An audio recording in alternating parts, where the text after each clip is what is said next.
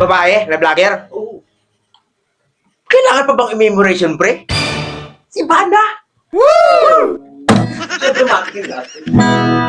Si Bana, pre. Balik kung halimbawa tutugtugan mo ng harana si Bana. Ano bang tugtog mo? Ano bang dedicated mo para sa kanya? Aranahin natin. Grabe, pre.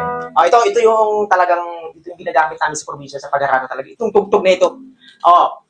Madam Ibana, kung naririnig mo ito ngayon, ha? Para sa'yo ito. Kung sakaling aharanahin kita. Ha? Para sa'yo ito. Malupit ito. Yan, ha?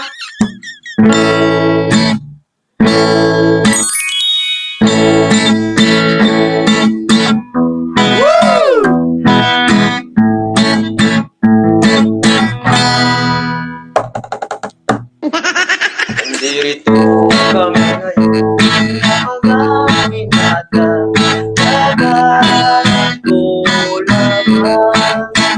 Nagtitigil ng hirap, makita ka lamang, siyang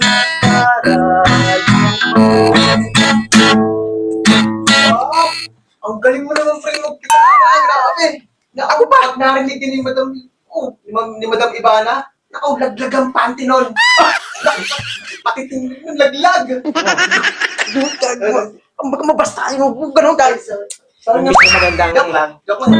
Imbis na maganda, aranahin tayo. Maya, inaranan natin. Buhusan agad tayo ng hipag. Gano'n, grabe. Basta yun, ito. Ito, itutuloy ko na ha. Malupit ito ha. Itutuloy na natin. Diba? Nandirito mga binata, kakarin ko lamang. Nagtiis ng hirap, makita ka lamang, biglang kaaralan. At sa labing at ulo, ikaw at ikaw rin, ang laman ng puso, pasikat at ibig, tanto na tanto, tanggap ang ibig sa isang tulad mo. Idol Ibana.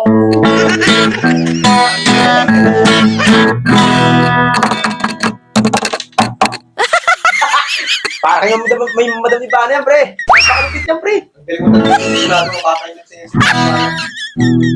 Alam mo na. Valentine's, Madam Ibana. Ito ang gusto nyo.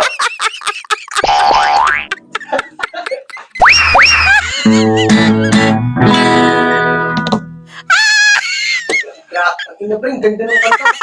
Hindi lang si Idol Ibana ang wala ng pati dyan. Pati si Idol Moto, pati si Cherry White.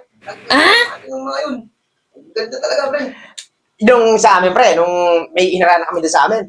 Grabe, pre. Talaga naman. Pag yan si Madam Ibana, si Idol Ibana, pag yan, pre, nakadungo sa bintana, pre, pag tumulong pa, laway niya, pre. Nako. Sabi ko sa'yo, pre. Ang dami nang napalagdag ang panty ng kanta na to, pre. Sinasabi ko sa'yo.